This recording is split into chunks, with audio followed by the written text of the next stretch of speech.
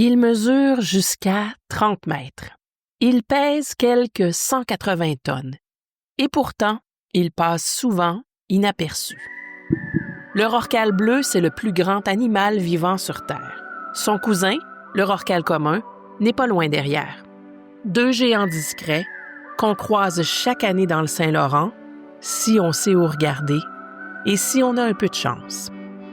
Ils ne laissent pas de traces, juste un souffle, un frisson à la surface et, de plus en plus souvent, un vide. Alors aujourd'hui, on tente de recoller les morceaux. Pas avec un flair de détective, mais avec l'oreille d'un biologiste, la patience d'un navigateur et peut-être un peu de mémoire collective.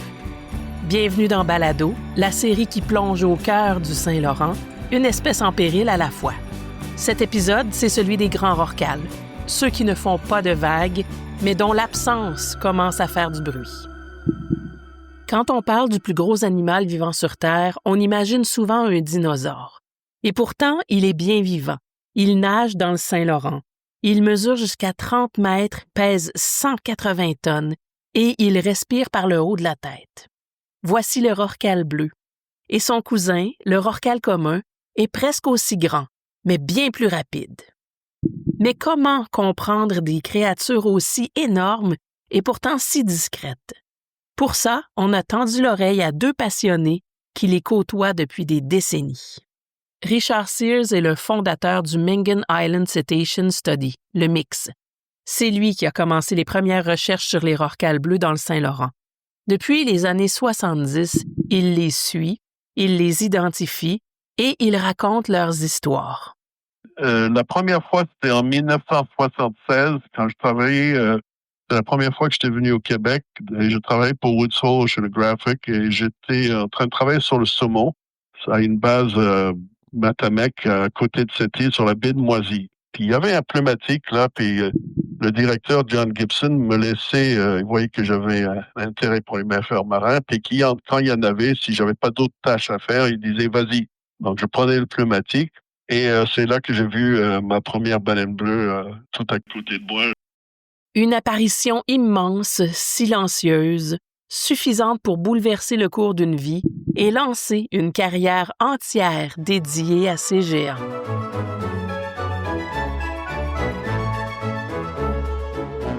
René Roy n'est pas officiellement biologiste. Il est photographe, mais grâce à lui, des centaines de rorquals ont été identifiés. Il fait partie de ceux qui rendent la science possible, un cliché à la fois. J'ai toujours, finalement, vécu près de la mer, près du Saint-Laurent. Et puis, j'ai toujours eu un bateau. Donc, ayant fait ma carrière à Matane, je sortais régulièrement en face de Matane. Et c'est là que j'ai découvert mes premiers grands rorquals. Je ne savais même pas qu'il y avait de baleines à ce moment-là dans le Saint-Laurent. Et puis là, ça m'a évidemment émerveillé.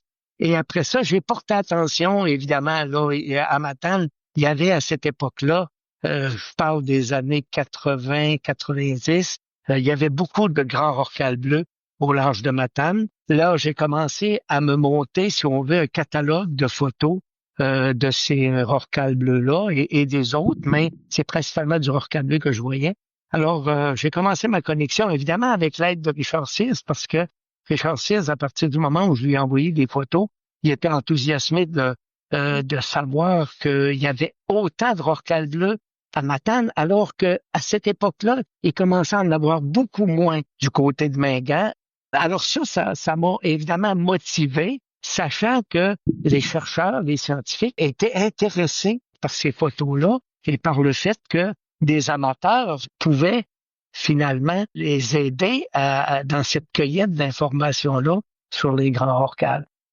T'imagines pas que c'est des animaux et puis que ça, de cette taille-là, c'est très difficile de l'imaginer avant de le voir. Quand tu le vois, c'est absolument extraordinaire. Tu te sens tellement petit avec ton petit bateau à côté de ça. C'est vraiment... Et tu n'en vois qu'une petite partie à la fois. On va dire comme mon ami Jacques Larrivé, c'est un rorqual bleu, quand ça sort, c'est du dos, du dos, du dos, du dos, du dos. Et puis là, tu arrives avec la petite dorsale à la fin et souvent même la caudale qui sort. Alors, c'est vraiment impressionnant comme animal, très, très impressionnant. C'est émouvant d'être près de ces grands animaux-là. Vraiment émouvant. Émouvant, grandiose, énorme. Le cœur d'un rorqual bleu, ça peut peser 180 kilos. C'est gros comme une voiturette de golf et ça bat seulement 4 à 8 fois par minute. D'ailleurs, ce que vous entendez depuis le début de cet épisode, ce sont les battements de cœur d'un rorqual bleu. Le rorqual commun, lui, c'est sa vitesse qui impressionne.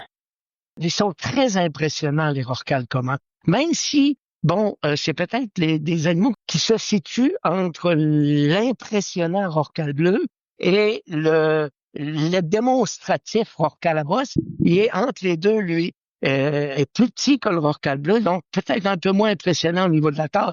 Mais ce qui est le plus impressionnant avec les rorquals communs, c'est la vitesse. La vitesse de ces animaux-là, sont vraiment très, très rapides. Et eux sont davantage grégaires. Donc, souvent, on peut voir 3, 4, voire 12, 15 rorquals communs ensemble qui se déplacent ensemble. Ça, c'est très, très impressionnant parce que c'est rapide, très, très, très rapide. De là, la difficulté de prendre des photos avec les rorquals communs et de faire de la photo-identification. Ils sont vraiment plus difficiles que les autres. À pleine vitesse, un rorqual commun pourrait dépasser un cycliste olympique, mais sans faire d'éclaboussure. C'est un rorqual qui monte à peu près jamais la caudale et puis qui disparaît vite parce qu'il est rapide. Et il est plus difficile aussi à photo-identifier parce qu'il faut aller chercher le chevron avant pour pouvoir l'identifier formellement. Idéalement, c'est d'avoir le chevron avant. Juste par la dorsale, tu peux peut-être réussir à l'identifier quand il y a une brisure sur la dorsale ou quelque chose. Mais la façon la plus fiable, c'est vraiment de photographier le chevron droit. Alors ça, c'est difficile. Pas besoin d'être biologiste pour savoir que quelque chose d'exceptionnel vient de surgir. Parfois, il suffit d'être là au bon moment. Richard Sears, lui, s'en souvient encore. Pas parce que c'était un record scientifique, mais parce que c'était une claque d'échelle, une leçon de grandeur. La seule chose qu'on peut dire, c'est toute cette espèce-là est immense. Je me rappelle, je regardais les vents, puis j'ai dit, my God, je pourrais sauter là-dedans presque. c'est tellement gros, là. Tu sais. Mais oui, c'était la première fois que j'avais vu une bleue. Là. Les poumons du rorqual bleu sont les plus grands du règne animal. Leur capacité combinée dépasse 5000 litres d'air. À chaque respiration, ils renouvellent jusqu'à 90% de l'air contenu dans ses poumons, contre seulement 10 à 15% chez l'humain. Cette efficacité lui permet de transférer presque tout l'oxygène qu'il inspire directement dans son sang. Et quand il plonge, le rorqual peut retenir son souffle pendant 10 à 30 minutes en utilisant l'oxygène qu'il a stocké dans ses tissus plutôt que dans ses poumons.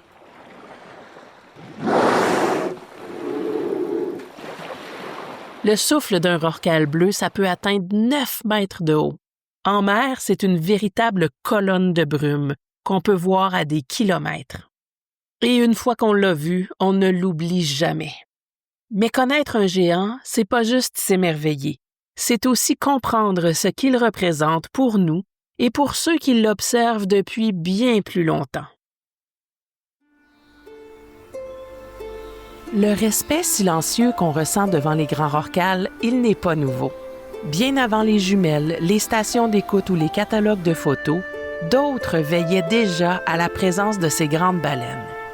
Pour plusieurs nations autochtones, les grandes baleines ne sont pas de simples créatures marines. Elles font partie de l'histoire, des responsabilités et des équilibres. Chez les Wolastoqey, les Micmacs et les Inuits, le lien à la mer est ancien. Et les baleines, qu'elles soient bleues, noires ou à fanon, portent un rôle bien plus grand que leur poids. La chercheuse Wolastoqey Edith Bélanger, spécialiste des savoirs autochtones, m'expliquait dernièrement que chaque nation porte une responsabilité envers une espèce. Les Micmacs, c'est la baleine. Et c'est pas juste un symbole, c'est une vraie responsabilité territoriale et une relation directe avec elle. Dans certaines traditions orales, les baleines répondent aux chants des femmes.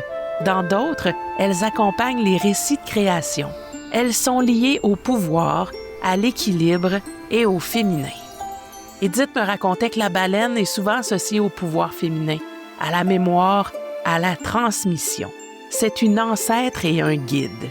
Et ça, c'est pas juste des anecdotes, ce sont des enseignements qui parlent d'une relation ancienne, subtile mais profondément ancrée dans les territoires. Les savoirs autochtones nous rappellent que la baleine n'est pas un objet d'étude, c'est une présence qu'on suit patiemment pour mieux la comprendre. Bienvenue dans un autre genre de laboratoire. Pas de blouse blanche ici, mais un coupe-vent, une casquette vissée sur la tête et des jumelles qui prennent l'eau. Étudier les rorquals, c'est une chasse au souffle. Et pour Richard Sears ou René Roy, chaque sortie est un pari contre le vent, la mer et l'absence. C'est aller à des endroits où il y en a, puis pour l'instant, des endroits comme Percé, comme Tadoussac ou les Escoumins, c'est des endroits où c'est des aires d'alimentation naturelle depuis longtemps, donc il y a encore des grands rorquals à ces endroits-là, et relativement facile d'accès. C'est ça, la science sur le terrain.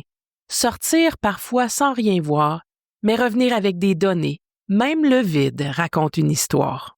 C'est un peu ça mon travail, c'est de sortir, faire une sortie à un endroit, puis revenir, puis dire « j'ai pas vu de grand rorqual ». C'est des données. Depuis les années 80, Richard Sears accumule aussi ses observations, surtout via un outil simple et puissant, la photo.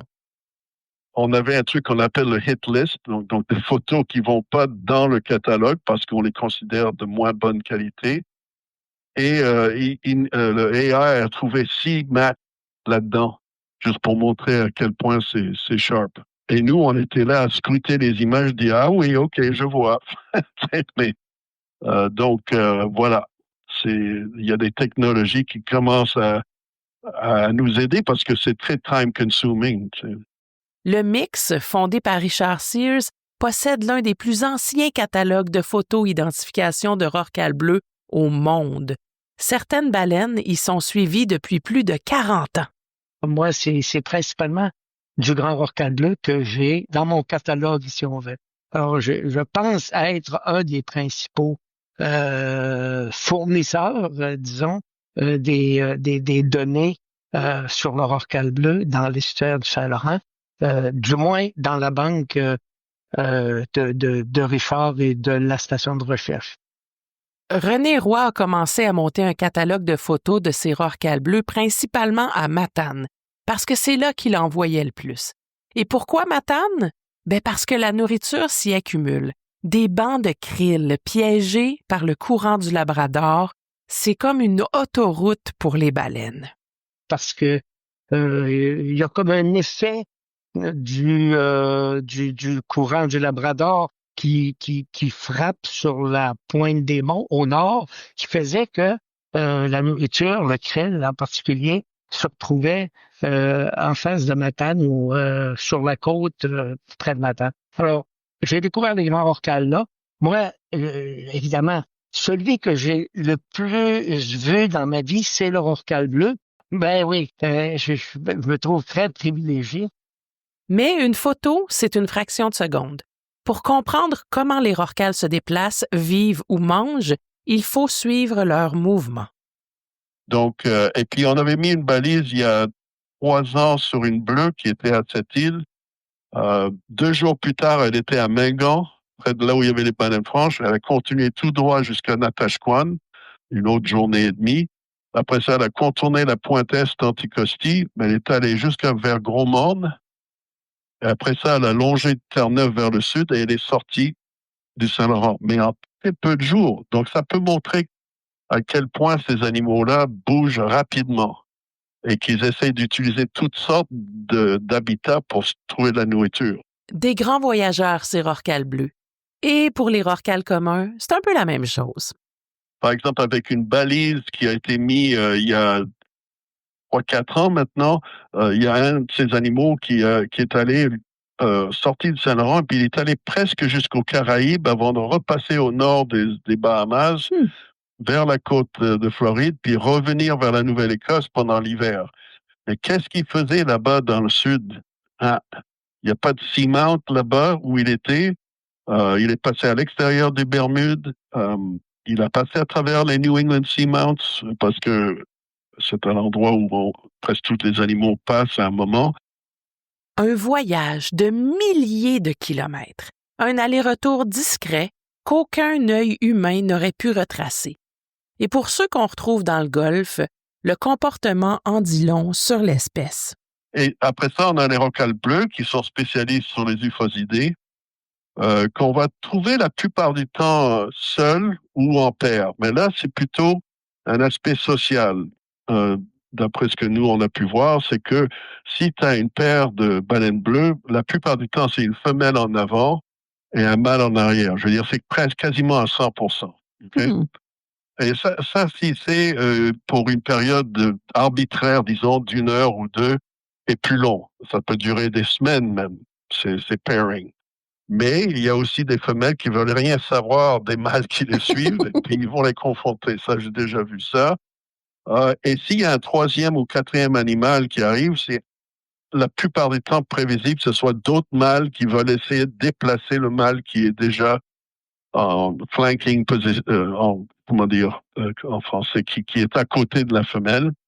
Donc, un peu comme ce qu'on voit chez les rorquals sur l'horaire de reproduction dans les Caraïbes, par exemple, ou dans le Pacifique, à Hawaï, ainsi de suite. Et où il y a un besoin de reproduction, disons. Donc, les groupes de bleus, c'est moins évident que ce soit l'alimentation, bien que ça peut être aussi. Tu peux voir des animaux en tandem qui ouvrent leur gueule en même temps pour aller chercher du krill. Mais là encore, il y a un échelon. Tu vois un animal juste derrière l'autre. Alors, les mâles qui suivent une femelle, ils suivent une femelle qui peut-être sait comment trouver de la nourriture, mais en même temps, ils ont un bénéfice parce qu'ils font du drafting. Ils sont derrière la femelle, donc ça coupe un peu leurs besoins énergétiques, si on peut dire. Right? Ouais, ben oui. Et en plus, par contre, c'est bon pour eux parce que s'il y a un 3e animal qui vient essayer de s'interpeller avec eux, mais le mâle qui suit la femelle, il doit s'occuper de garder le pas avec la femelle, mais en même temps repousser les avances de l'autre mâle qui arrive. Pas besoin de parler pour se comprendre. À leur échelle, 2 ou 3 kilomètres, c'est une distance de conversation. Quand ils viennent dans le Saint-Laurent, les rorquals savent que c'est un endroit productif. Ils suivent probablement des adultes qui connaissent le chemin. Mais tous les rorquals ne se déplacent pas seuls. Le rorqual commun, lui, aime la compagnie, surtout quand il s'agit de manger. Le rorqual commun va utiliser sa rapidité en groupe aussi. Ce qu'on a pu remarquer avec la plupart des baleines, quand ils s'alimentent sur des uffosidés, ils sont plus seuls que quand ils s'alimentent sur du poisson. Hein, parce qu'il y a un avantage d'être dans des groupes quand c'est une proie plus rapide, style maquereau ou hareng. Le rorqual commun, c'est comme une grande flèche. Il va vite, il chasse en meute, il forme des stratégies collectives pour encercler les bancs de poissons. Et donc, il y a le choix. Par exemple, dans les groupes de rorquals communs, tu peux avoir des animaux qui vont être des animaux de tête du groupe et les autres animaux vont être en échelon, un peu comme des outardes qui volent. Alors, il y a un avantage hydrodynamique parce que tout avantage est bon dans la mer parce que la chance de se faire manger ou de pas se faire manger ou d'attraper quelque chose et pas l'attraper, c'est des fois infime. Oui. Et donc, ils vont essayer de localiser des bandes de poissons en assez grande concentration. Et quand ils chassent du poisson, on les voit dans des groupes même jusqu'à une vingtaine, mais la plupart du temps, c'est 3, 4, 5, 6, 7, 8 individus. Et puis après ça, quand le groupe arrive à une certaine taille, je parle de rorquals communs, ils vont se rediviser ou se séparer puis reformer des groupes. Et ce qu'on a pu remarquer, c'est que les leaders sont presque toujours les leaders. Alors eux, ils ont un avantage sur les autres, c'est qu'ils sont le premier dans le tas. Okay? Mais les autres ont un avantage sur le leader parce qu'ils dépensent moins d'énergie, parce qu'ils sont sur les flancs de leader. Donc, c'est comme quand tu fais du vélo. Si tu es derrière quelqu'un, ça te coupe le vent. Mais imagine l'eau qui est beaucoup plus dense, mais c'est encore plus important. Et en plus, quand ces animaux-là, ils ouvrent leur gueule sous l'eau, ils se roulent sur le côté, tout d'un coup, tu as des énormes mâchoires qui sont ouvertes contre la mer. Et donc, la proie a moins de chances de s'échapper parce que le premier qui rentre dans le groupe de poissons, les poissons vont se diviser pour échapper au prédateur. Ils vont passer de chaque côté de la tête. Mais qu'est-ce qui les attend? Deux autres en calquemin de chaque bord, tu vois? Et ainsi de suite. Tu peux avoir beaucoup d'animaux en échelon comme ça. Et d'ailleurs, tu le vois quand tu les observes d'avion ou que tu les observes avec des drones. Tu peux voir un groupe, quand ils arrivent en surface, ils sont un peu pêle-mêle, mais là, il y a une période de repos pendant qu'ils respirent. Puis juste avant de plonger, les animaux se reforment en groupe. Ça, tu le vois très clairement. Donc, si ces animaux-là vont mettre de l'effort pour se reformer en groupe, il y a quelque chose d'important qui se passe. Et au-delà de ce que voient les scientifiques, il y a aussi ceux qui écoutent, les naturalistes, les photographes, les citoyens. Écoute, à l'époque, on était, Richard, justement, à la fin des années 90, il voulait se bâtir un network, comme il disait, un réseau d'observateurs, parce que c'est sûr qu'eux autres, à eux seuls, ils ne peuvent pas réussir à pouvoir le golfe et l'estuaire. Du coup, à ce moment-là, ils cherchaient à avoir des collaborateurs qui étaient plutôt rares à l'époque, mais de plus en plus avec, par exemple, des magazines comme Baleine en direct et puis avec des observateurs. Puis l'industrie, hein, l'industrie de l'observation, l'industrie apporte beaucoup maintenant, tu sais, aux scientifiques parce que ils sont toujours sur l'eau à tous les jours. Et puis, il faut qu'ils montrent des baleines à leurs touristes, à leurs clients. Alors, ils utilisent tous les moyens pour pouvoir les trouver et puis aller vers ça. Et maintenant, ben, il y a des photographes animaliers de plus en plus nombreux sur ces bateaux-là qui font des magnifiques photos. Et ça crée à ce moment-là un environnement qui est favorable à faire connaître ces animaux. C'est ça, la science collaborative. Une sentinelle sur chaque quai, un œil sur l'horizon et parfois une surprise. Ce qui nous intéresse beaucoup en ce moment, c'est le fait qu'il y a une chute marquée dans le nombre d'animaux qui sont dans le Saint-Laurent. C'est quand on sortait il y a 10-15 ans à Mingan, on voyait des fois 30, 40, même 60 rocales communs, et puis peut-être une vingtaine de rocales à bosse, sans compter à l'automne, plus tard, des dauphins à flanc blanc par centaines, des petits rocales. Maintenant, quand on sort, même en août, septembre, on voit presque rien. Il n'y a plus de petits rocales, il y a des rocales communs se font rares, les rocales à bosse se font rares. Documenter, comparer, comprendre, c'est ça la science de terrain. Et parfois, c'est le silence qui parle plus fort. Et ces géants, aussi puissants soient-ils, ne sont pas invincibles.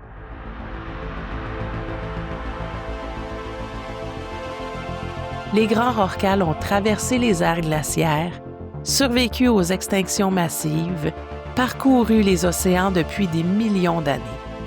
Mais ce qui menace aujourd'hui le rorqual bleu et le rorqual commun, ce n'est ni un super prédateur, ni un météorite. C'est nous. Commençons par leur statut. Le rorqual bleu est inscrit comme espèce en voie de disparition au Canada. Il en resterait environ 250 individus dans l'Atlantique Nord-Ouest. Leur population ne montre aucun signe de rétablissement malgré des décennies de protection. Le rorqual commun, lui, est classé espèce préoccupante. Environ 8000 individus sont présents dans le Golfe et le talus continental canadien. C'est plus, oui, mais le nombre est en lente diminution et certaines sous-populations se font de plus en plus difficiles à observer.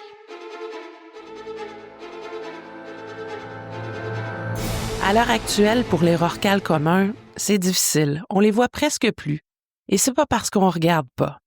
Et il y a un autre souci. La reproduction.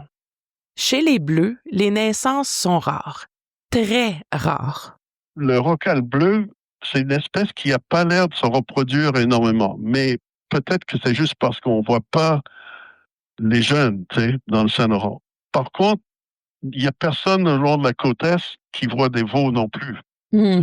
Très peu. Et même le groupe de Hal Whitehead qui travaille au large de Nouvelle-Écosse, presque tout le monde qui parle des bleus ne parle pas de juvéniles ou de veaux. OK? Et nous, on a seulement 35 veaux à travers 46 ans. Wow. Non. OK? Mais, alors, est-ce qu'ils sont quelque part où on voit pas les veaux? Est-ce qu'ils sont sevrés avant? Mais il me semble qu'on verrait des animaux plus petits, tu sais, quand même si c'était sevré. Parce que mon expérience au Mexique, on voyait des animaux de différentes classes d'âge. Et ils n'étaient pas encore devenus aussi grands qu'ils peuvent quand ils sont pleinement adultes. Et le rorqual commun, c'est moins évident. C'est très, on voit, en tout cas, il semble que le taux de natalité soit problématique. Ajoutez à cela une maturité sexuelle tardive et un cycle de reproduction très lent, un veau à tous les 2-3 ans, vous avez une population qui ne peut pas encaisser beaucoup de pertes. Même une perte de quelques individus par année, ça a un gros impact. Ce sont des espèces qui vivent longtemps et se reproduisent lentement. Le rorqual bleu atteint sa maturité sexuelle vers les 10 ans et ne donne naissance qu'à un seul petit à la fois après 11 mois de gestation. Mais des pertes, il y en a. On trouve parfois des carcasses et quand on examine les os, on voit des fractures, des hématomes. C'est des signes de collision avec les navires. Des fois, elles sont frappées par des cargos et on ne le sait même pas parce qu'elles coulent au fond. Et même, tu sais, l'industrie touristique, l'industrie, par exemple, des croisières, c'est pas nécessairement la meilleure façon de protéger ces espèces en péril-là. Les gens veulent tellement voir un rorqual bleu que les croisiéristes vont sur le rorqual bleu pour aller le photographier puis aller le voir. Alors, c'est ça que moi, je trouve un peu dommage parce que c'est, entre autres, les rorquals bleus, il faudrait pas s'approcher de ça. Ce sont des animaux tellement sensibles, les plus gros, mais les plus sensibles par rapport aux autres espèces de rorquals. Le rorqual à bosse, c'est un rorqual qui est sociable, qui est curieux, qui vient vers les bateaux. T'as pas l'impression de déranger un rorqual à bosse. Mais le rorqual bleu, si tu t'approches de la mauvaise façon, un peu trop près, il va te le manifester. Il aime pas ça. Il aime vraiment pas ça, ouais. Il va te créer une gerbe d'eau en plongeant. Il va te faire savoir finalement que tu le déranges.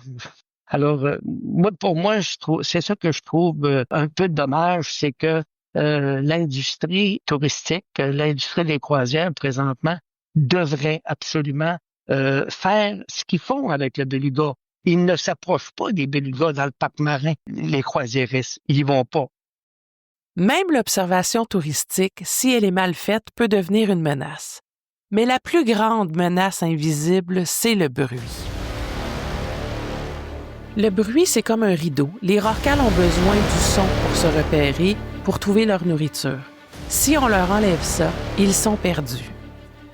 Le chant du rorqual bleu est l'un des sons les plus graves du règne animal, descendant sous les 20 Hz. Ces sons peuvent voyager jusqu'à 1000 km sous l'eau. S'ils ne sont pas masqués par le bruit humain. Parfois, on est en mer, on écoute avec un hydrophone, ces espèces de micro-sous-marins, et on peut capter le son d'un navire à 50 km. On ne peut plus rien entendre d'autre. C'est ça, souvent, la réalité des grands rorquals. Et c'est pas juste une question d'audition, c'est aussi une question de nourriture. Il y a par contre une autre chose qui arrive, c'est qu'il y a du thon rouge partout. Ça aussi, c'est assez intéressant parce que c'est une espèce menacée, globalement, dans l'Atlantique, mais on dirait que le Saint-Laurent est devenu un peu un sanctuaire pour cette espèce. On en voyait il y a 10-15 ans beaucoup juste au large de la Gaspésie, mais maintenant on les voit même dans les îles Mingan depuis 4-5 ans. Je pense que c'est le thon qui mange beaucoup de maquereaux et de harengs. Peut-être que ça aide les baleines franches et les rorquals bleus qui mangent des organismes plus proches du début de la chaîne alimentaire, style les copépodes ou dans le cas des bleus, les euphosidés. Le fait que le thon attaque des poissons qui mangent leur proie aussi donc celle de baleine franche et de rorqual bleu, ça pourrait aider ces deux espèces-là. Donc, les baleines franches ont l'air de continuer à venir assez régulièrement dans le Saint-Laurent. Les bleus, c'était un peu plus sporadique. Et l'été dernier, ils étaient étalés du New Jersey jusqu'à ici, euh, mais assez éparpillés. Puis, on a eu quand même pas mal d'animaux qui sont rentrés, même si c'était bref, dans le Saint-Laurent. Ou quand je dis bref, ça veut dire qu'ils allaient peut-être jusqu'aux Escoumins, mais ils repartaient très vite. On les voyait à cette île une journée ou deux, puis gone. Le rorqual bleu se nourrit presque exclusivement de krill. Le commun, lui, est un peu plus opportuniste. Un rorqual commun, ça mange du krill, mais aussi du poisson, du lançon, du hareng, du capelin. C'est un peu plus varié que le rorqual bleu, mais quand il y a moins de proies, ça affecte les deux espèces.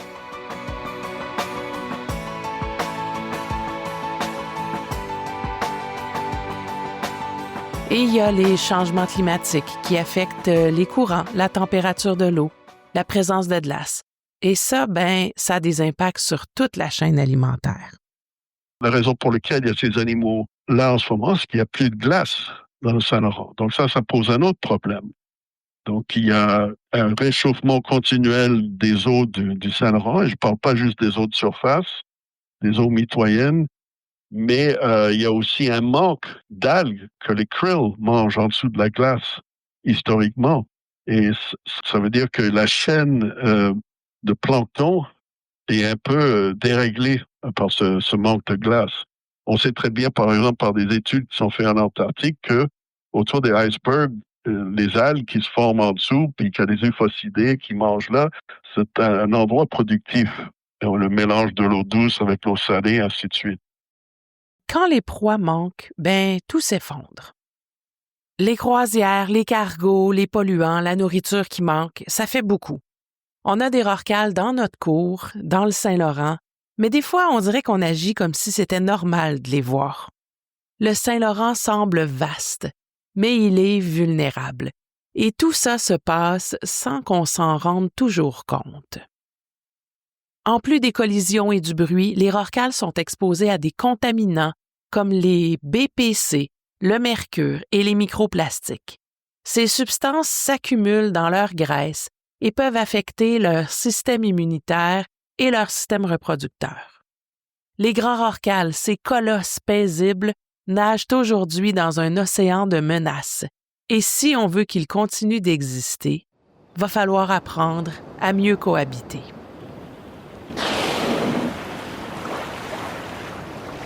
Quand on parle de rorquals, on pense souvent à leur taille, à leur souffle, à leur force. Mais les aider, ça demande autre chose. De l'attention, de la précision et un peu d'humilité. Ça fait aussi longtemps qu'on ne leur fera pas la chasse. Moi, je pense qu'il devrait y avoir une constante amélioration, finalement, de la santé des populations. Mais pour ce qui est du rorqual bleu, c'est pas évident. On voit presque jamais de baleineaux. Tu sais, puis bon, évidemment, l'observation dans le Saint-Laurent, ça diminue énormément. Donc, le rorqual bleu, je suis un peu pessimiste à cause de ça. L'espoir, il est là, mais il est fragile. Parce que pour certaines espèces, les signes de rétablissement sont encore difficiles à percevoir. Et puis, souvent, comme un peu à Matane, il y en avait beaucoup à une certaine époque. Ils ont presque disparu pendant 3-4 ans. Et là, il y a comme un retour présentement de ces grands rorquals bleus dans le secteur de Matane. Ce retour, René l'observe de ses propres yeux, année après année, en mer, dans les mêmes zones d'alimentation. Et il n'est pas le seul à garder espoir. C'est comme tout. La science est basée sur des données. Donc, le plus qu'on peut avoir de jeunes qui étudient la science, la biologie, ou un autre aspect qui peut-être que c'est quelqu'un qui est fort en technologie, qui peut développer des balises. Par exemple, maintenant, sur les thons, ils ont des trucs qu'ils insèrent dans les thons, puis ils savent où ils vont partout dans le monde sans avoir des balises qui vont tomber, tu sais. Mais de marier de la technologie avec des connaissances qu'on a sur les animaux, ça peut être très, très utile. Et puis juste On a besoin de jeunes qui vont continuer de faire le travail de photo ID, de biopsie, de mettre des balises ou d'autres systèmes pour apprendre le plus qu'on peut apprendre sur ces animaux et où ils bougent. C'est pour ça qu'à la fin du mois, je m'en vais aux Açores. Là, on voit les animaux du nord-est Atlantique. Il y a beaucoup plus de veaux dans cette population qu'on voit. Donc, on dirait que la population du nord-est Atlantique est beaucoup plus saine, si on peut dire, que celle d'ici. Mais en tout cas, je pense que le plus important, c'est qu'il faut que les gens contribuent leurs énergies, leurs connaissances, leur talent à l'étude de toutes sortes d'animaux, que ce soit des hiboux, ou des orignaux ou des mammifères marins. Tu sais. Et pour protéger ces baleines, il faut leur donner de l'espace, littéralement. Les Marine Protected Area, qui sont des petits trucs comme le bas américain, je trouve ça vraiment inutile. Il faudrait désigner tout le Saint-Laurent, une fois et pour toutes, arrêter de découper ça en petits morceaux, parce que ça sert à rien pour les poissons ni les mammifères marins. Et quand on ne peut pas protéger tout un océan, on peut commencer par une photo. Donc, c'est important quand les gens voient des bleus, par exemple. Il y a beaucoup de gens qui veulent aider, mais ils envoient des photos, mais des fois, c'est sans la position, sans la journée, donc ça ne nous aide pas. C'est comme jeter la photo, on ne peut pas l'utiliser. Donc, on a besoin de position, de date, de comportement, il y en a. Mais ici, dans le Saint-Laurent, c'est quelque chose il y a de plus en plus de gens qui observent, et de plus en plus de gens qui sont là avec leur caméra, pas juste leur téléphone. Ouais. Mais je pense que ça peut être extrêmement utile. C'est une sorte de citizen science qui peut aider énormément. Ou bien aussi, il y a des cicatrices. Alors, par exemple, s'il y a un rorqual commun qui a des cicatrices ou un petit rorqual, ben, sans doute que ce soit notre groupe ou un autre peut connaître ces animaux dépendant où ces animaux-là vont pendant l'été. Le mix utilise maintenant l'intelligence artificielle pour faire correspondre les photos de rorqual. Un bon cliché peut révéler l'identifié d'un individu, même des années plus tard. Et dans ce domaine, tout le monde peut contribuer, même avec un appareil photo, même avec un regard attentif. Mais il y a des gens qui contribuent comme ça très, très bien. On a déjà eu des images d'Islande pour le nord-est Atlantique qui nous ont aidés énormément. De gens qui passaient en voilier, qui ont pris des photos. Et parfois, une simple présence au bon endroit, au bon moment, change tout. C'est vraiment la communication, l'information, l'éducation qui sensibilise les gens. C'est pas c'est pas de leur dire ou de leur imposer finalement la protection. C'est tout simplement de leur montrer puis de leur faire connaître ces grands animaux-là. Et ils basculent dans notre camp, là. C'est simple, ils basculent très, très facilement. Et de plus en plus, parce qu'il y a de plus en plus d'observateurs maintenant, tout le long de l'estuaire, tout le long du Golfe, qui alimentent, si on veut, cet amour-là pour ces animaux-là. Ils tombent amoureux, eux autres aussi, à partir du moment où ils voient des animaux de cette taille-là. Et puis, c'est comme, à ce moment-là, ça se transmet d'une personne à l'autre. La science, c'est ça aussi. Ne pas voir, mais savoir pourquoi. Observer, noter, comprendre, même dans l'absence. Et parce qu'aucun chiffre, aucun graphique ne peut tout dire, voici un hommage. Un poème écrit par Rita Meztokocho, poétesse Innu, et interprété ici par Joyce Dominique de Lamique, une Innu de Uashat Mak Macniotenam. La grande baleine par Rita Meztokocho. De son souffle naît le rêve des 80 marins. La grande baleine chante pour la guérison du monde. Elle vit près de la montagne, cachée sous l'eau salée. La grande baleine surgit de la profondeur des mers. Elle a sur le dos une couleur arc-en-ciel. Elle parle une vieille langue qui raconte et chante les sons qui touchent notre âme. J'ai vu la grande douceur dans son regard, comme si ma vie flottait avec elle. comme si elle gardait nos rêves en secret. Pour les protéger des mains ignorantes, elle chante le silence qui monte jusqu'aux îles.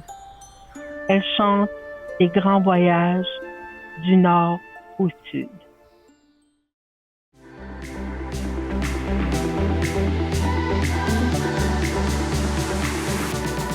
Merci d'avoir été avec nous pour explorer le monde fascinant des grands rorquals du Saint-Laurent, ces géants discrets qu'on croise parfois sans même les voir. Un immense merci à Richard Sears, fondateur du Mangan Island Cetacean Study, le MIX, et à René Roy, observateur et photographe chevronné, pour leurs récits, leurs données et surtout pour leur passion contagieuse. Merci à l'AMIC et particulièrement à Joyce Dominique pour avoir partagé avec nous ce beau poème Innu et les savoirs ancestraux de leur communauté. Et à vous, chers auditeurs, merci de suivre ces histoires. Parce que plus on comprend, mieux on protège. Toutes les références, les extraits, les sources et les ressources complémentaires sont dans le descriptif de l'épisode. Ce balado est une production de Balado et de Jeunesse maritime du Saint-Laurent avec l'appui du Programme d'intendance de l'habitat pour les espèces aquatiques en péril et du Fonds de la nature du Canada pour les espèces aquatiques en péril de Pêche et Océan Canada. Merci à Tommy Goupil au montage et à la réalisation. Je suis votre animatrice, Lynne Morissette. Et si un jour vous entendez un souffle au loin, ne paniquez pas, c'est peut-être pas le vent, peut-être juste un rorqual qui vous salue. À bientôt pour un prochain épisode.